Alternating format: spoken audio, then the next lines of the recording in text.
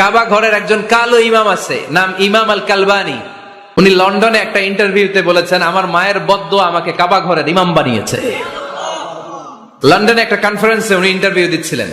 ওনাকে বলা হলো, কাবার সব ইমাম সাদা ইমাম, আপনি কালো মানুষ, কেমনি ইমাম হইলেন? উনি বললেন, আমার মায়ের বদদোয়া আজকে আমাকে কাবা ঘরের ইমাম বানিয়েছে। উনি বললেন, আমি ছোট্টবেলা অনেক বদের হাড্ডি ছিলাম, আমার মতো দুষ্ট আমার এলাকায় কোনো ছেলে ছিল না। মানুষের গালাগালি, মারামারি, দুষ্টামি, ভাঙচুর, চেঁচামেচি, চিৎকার, বিশৃঙ্খলা আমার মতো কেউ বেশি করতে পারতো না। কিন্তু আমার মা ছিল অনেক বড় আল্লাহওয়ালা।